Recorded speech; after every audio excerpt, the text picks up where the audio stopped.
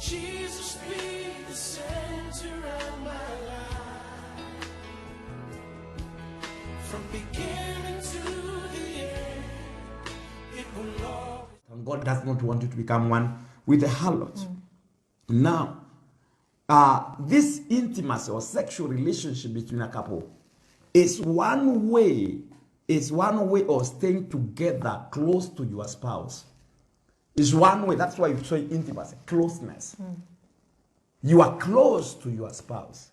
You are able to connect to your spouse. We talked about sexual liberty when we are talking about transparency in marriage. That means you are free. You are able to be very close. That means now, couples who enjoy health and a strong relationship will have sexual relationship frequently. Couples who enjoy health relationship, they are good, they are connected, they have high level of friendship, they are emotionally connected, they will not have sexual issues. When you see a couple is complaining about sexual things, and that is a problem that's trying to separate them in their marriage, then they have a problem with intimacy. Sex is supposed to bring that intimacy, and that there is oneness that's supposed to come there. The oneness of the mind, the oneness of the also of the body. So if this is not done, these people will not enjoy that union. That means they have not cultivated their friendship. That's why it's becoming difficult. There's some people who are advocating even for what we call rape in marriage. Rape in marriage. And they say, my husband is not supposed to sleep with me when I don't have consent. Yeah. And my wife is not supposed to sleep with me when I don't have consent. But the Bible teaches something different. It says, the body of the wife does not belong to the wife. The body of the husband does not belong to the husband. God knew such things. So he knew that some people will come and they want those kind of liberty. But now, if really a couple is enjoying very good, healthy relationship, they have emotional connection, I don't think there can be even hints of rape. There cannot be even hints that I never wanted it. Because this person has come in the right way. You are enjoying good relationship, healthy relationship, emotionally you are connected. So coming together sexually is very easy. That's why the Bible does not call sex even a complicated thing. It's like water, drinking water. Something very simple. It's not complicated that people think.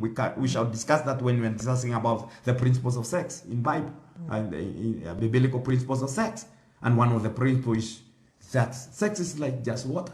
It's not something that is so complicated the way people think. It's not something that is so hard the way people think.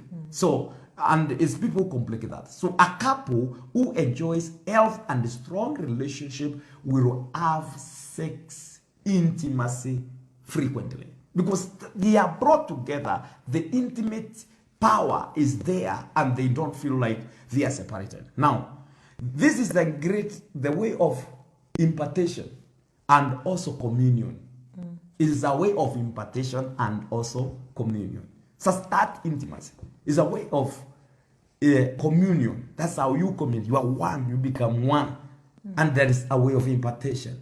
So one way of coming close together and strengthening one another is when you're having a health sex relationship. Now, when people are now together and they are frequently together as a couple and they enjoy, they are flowing in their hearts, they are flowing emotionally, they are flowing, their relationship is health. They will not have complications when it comes to sex. It will bring them together and they will be easy to live together. Now, the signs that couples are not close together, they are having issues, is when they stay together without sex for long. You are married, but you stay so long. You are there together. Nobody's even say, I thought you will wake me up. The other one say, I thought you will wake me up. And the other say, I forgot, I slept, I did not remember. You are enjoying, you are not in connection. Something is wrong. Something is not handing up in your relationship. You are apart. And there is something you are missing. There is something you are missing. Emotional connection.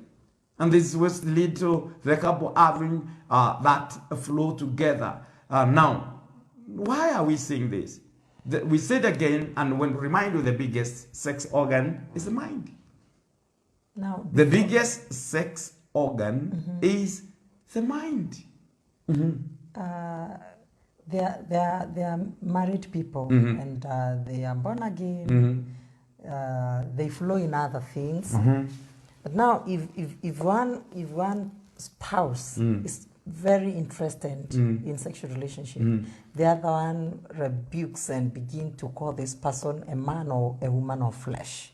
It's because this person lacks understanding. We discussed that yesterday. We said he's in flesh. whole you are marriage, in flesh. sex is not. We cannot call it a thing of the flesh. We can see now. It's connecting your minds. That's why we say the biggest sex organ is the mind. So that means you are flowing together. You are having emotional together, and that is right. Intimacy is encouraged in marriage. So we encourage you. So you cannot rebuke your husband and say, this is a man of the flesh.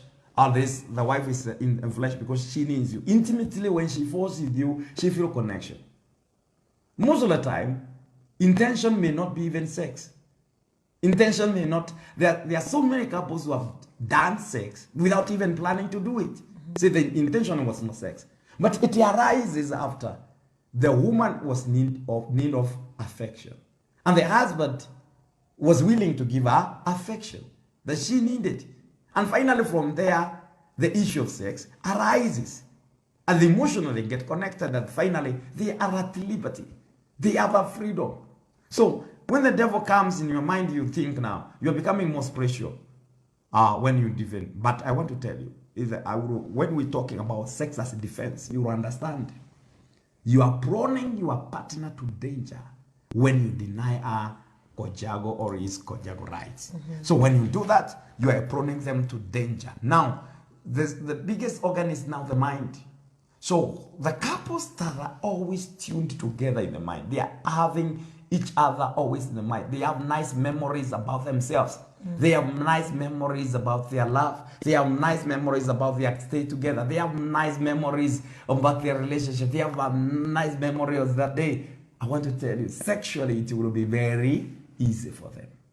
So when you are having difficulties in having intimacy, it means that there is no enjoyment in that in the connection. You are not flowing the mind. Maybe you are blowing each other away from the mind, and this friendship has been affected, and communication between the two of you is not nice, and therefore you meet yourself struggling in this. Now, when couple enjoy great level of relationship, they have no problems in sexual life.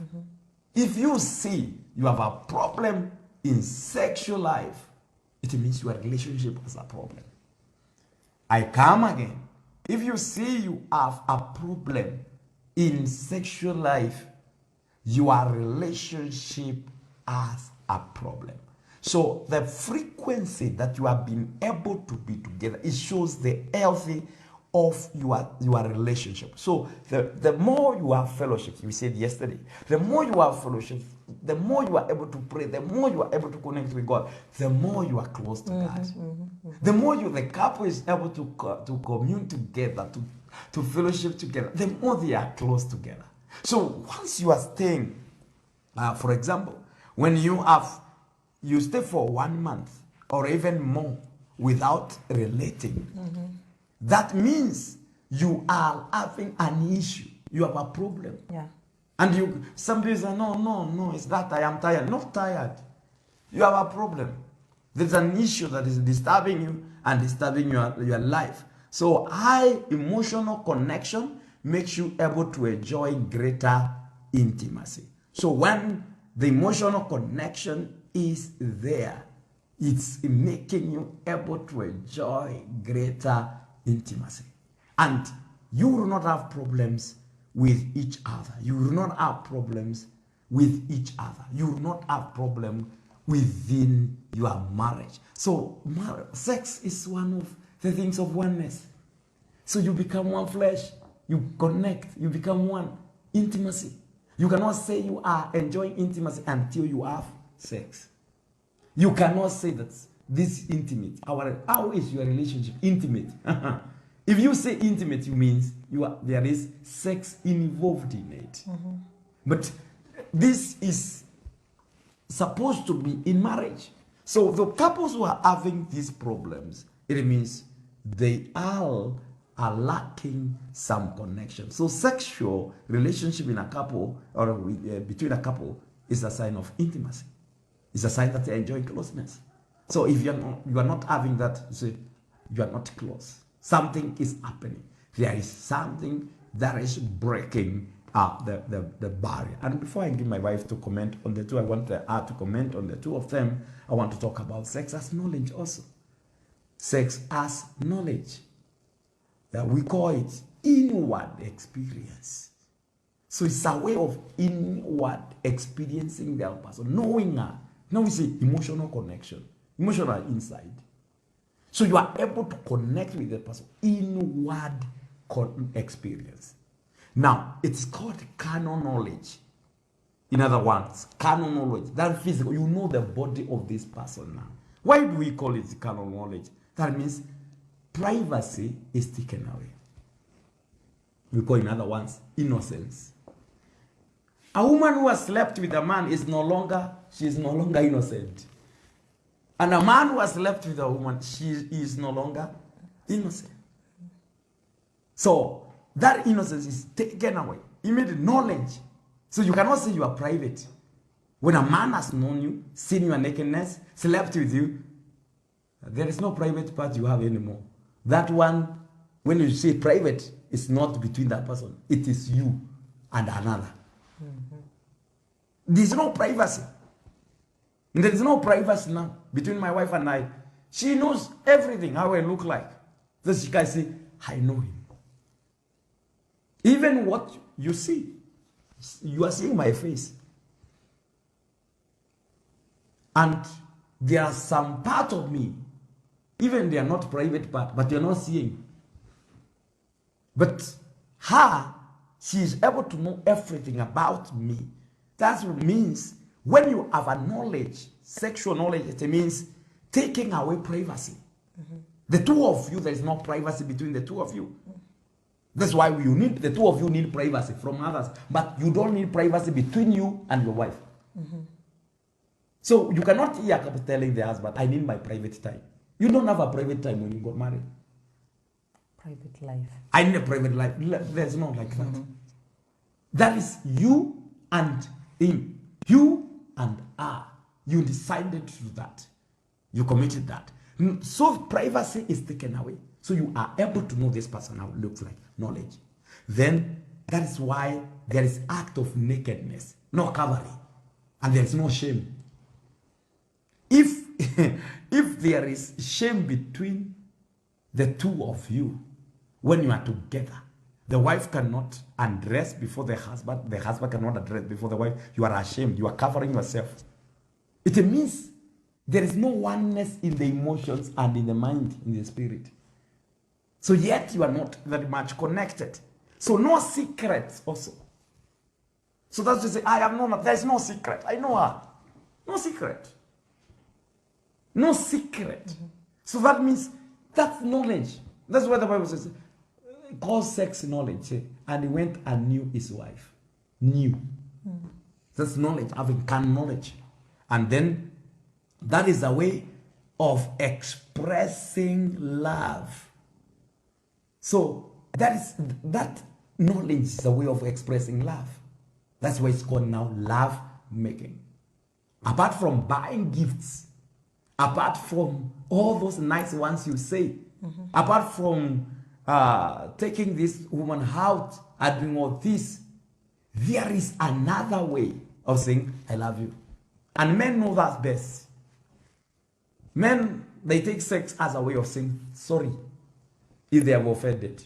And even a woman, if you want to solve some problems with your husband, you had an issue with him, there are some differences that happened, and you have purpose in your mind to solve those problems. You see, the biggest sex organ is what? Mind. You focus your mind, I want to remove this problem. You wait for him, and you wait for him prepared to have an intimate relationship with him. And I want to tell you, even before you discuss most of the problems that are surrounding, and you come together and you have purpose to get it out of your mind, and you connect with him, then it will be very easy to discuss other issues after intimacy. Because now you have expressed yourself, you have expressed your love, and you have shown this person, I love you, I need you, and I needed to be with you. That's why a couple, even when they have an issue, listen to me, even if they have an issue, they have a difference and they are forgiven. They don't say, let us go and heal. Then we have to consider if we have to have a union or not. If you have to have a union or not, let us come now, heal. Give me some time to heal. That's foolishness.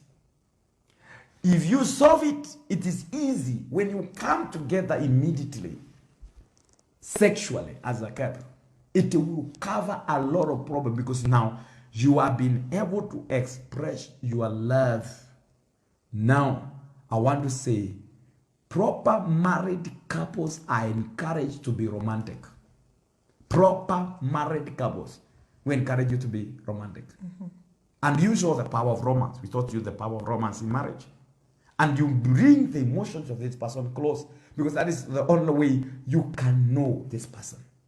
There are some secrets people speak, even speaking their hearts, when they are enjoying good sexual relationship, which the man can easily open up. The woman can easily open up.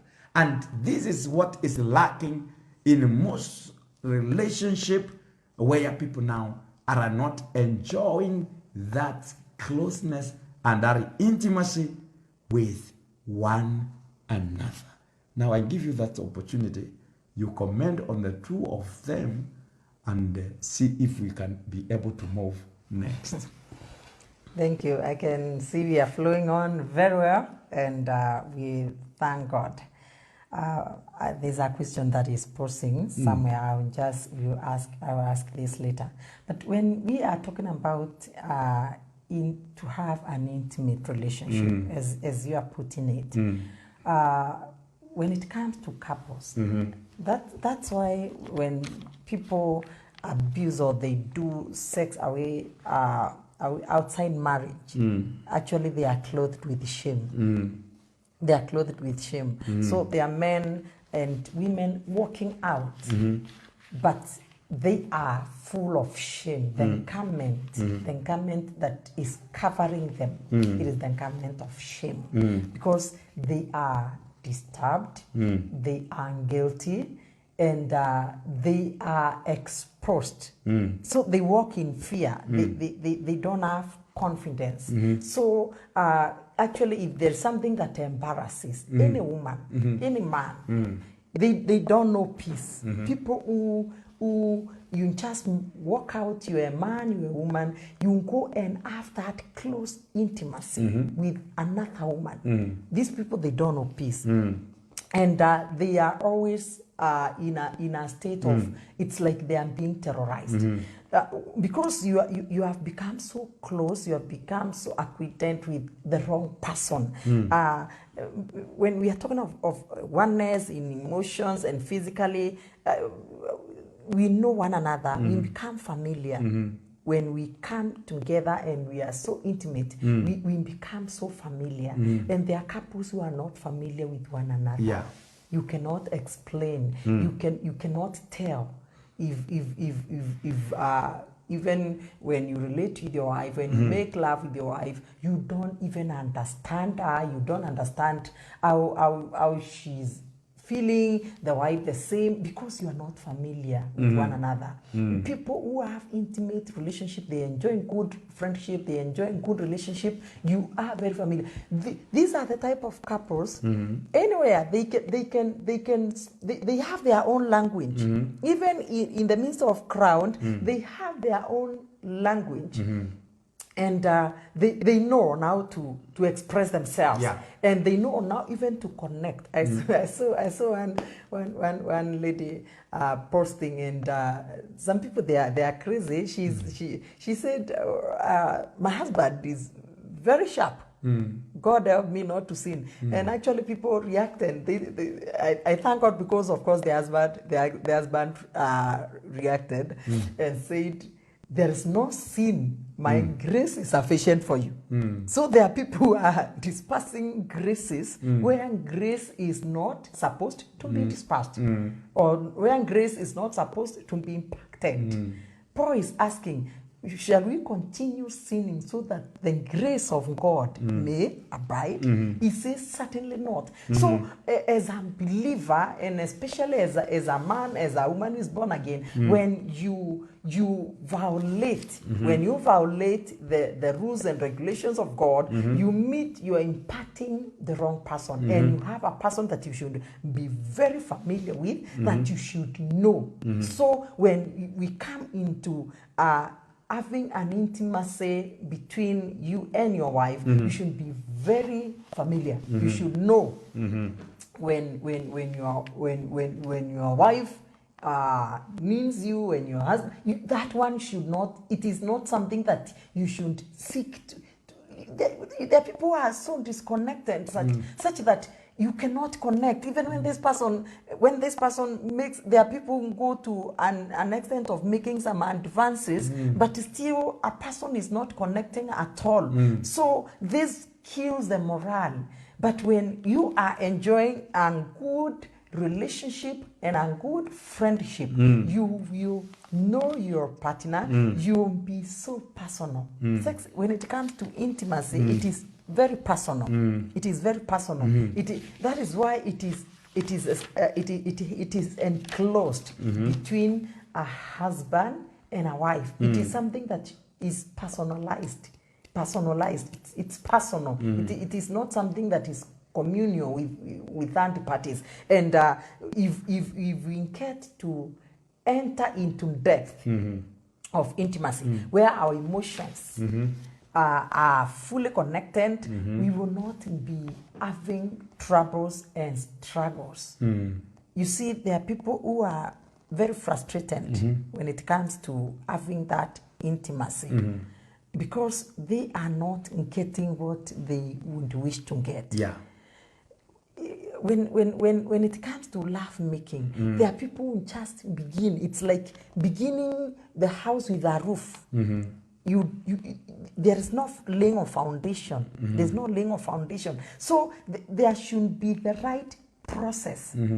We cannot be having that intimacy if we are not relating well, if we are not communicating well, if we are not doing things in oneness. So that oneness is very, very important. And this is what will bring forth. This is what will bring forth the good result. Many believers, especially the married couples, they are so frustrated because the outcome is very frustrating. But when something is done wrongly, the results are always wrong. When something is done in the right manner, the result will be always right.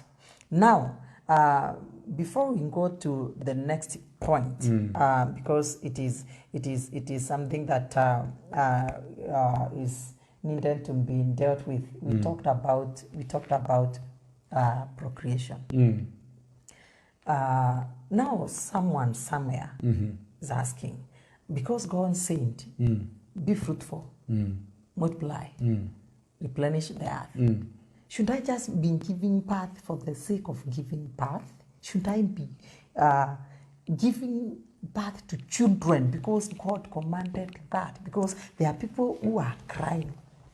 We saw a lady who was abandoned by her husband. She had 44 children, and her case, as I heard her talk, she was saying that even doctors could not help her because of her hormones. When she give birth, she give either 4, the next time she gives 6 that way.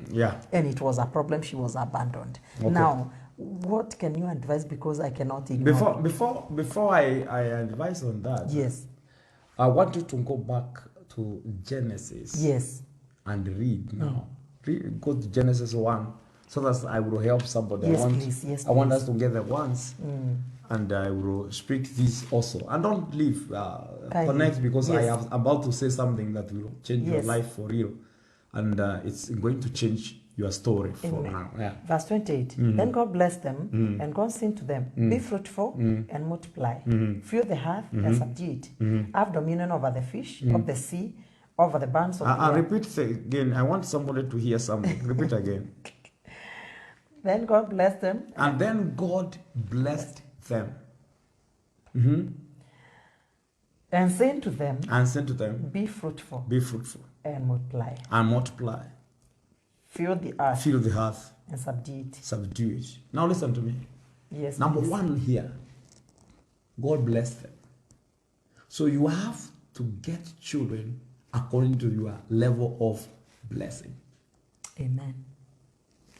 Now, listen to me. Is something happening contrary here? I say this when I'm teaching, and I feel the grace to speak it even now. We have two commissions. The original commissions and the Great Commission. The original commission is that which we have read. The Great Commission is in Matthew 28, verse 11. You can go to verse 28 so that somebody can understand this, so that you will get this and you get there where things are supposed to be. Matthew 28, quickly. God. Matthew 28. And what does he say? Verse 17. Okay, verse 17. Huh?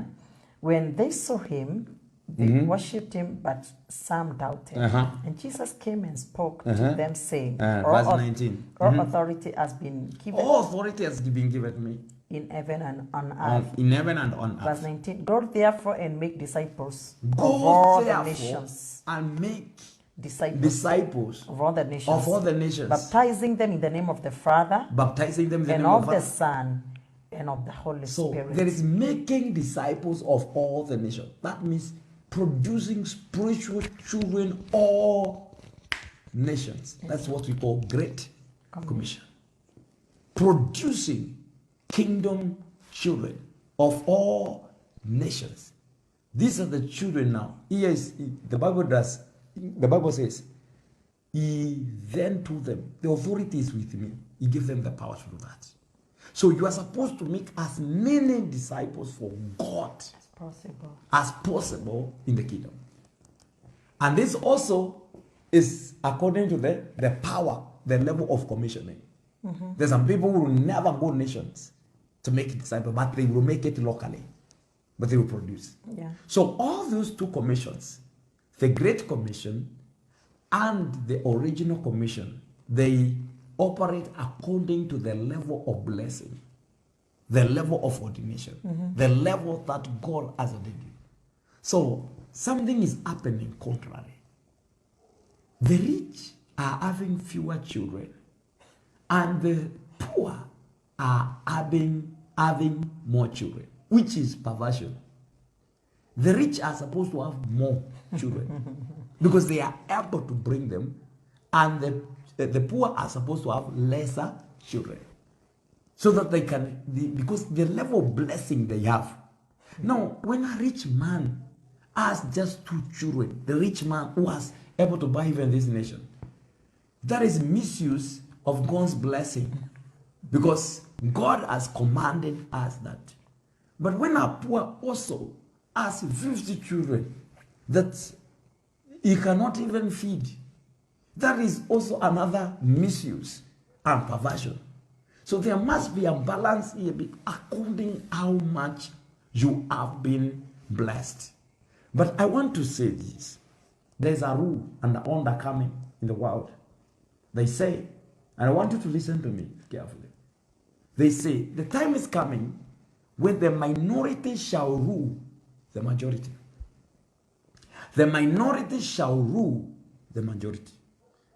And if you're not careful, there are some religion, their way of making disciples for their God is not through the Great Commission, it's through the original commission.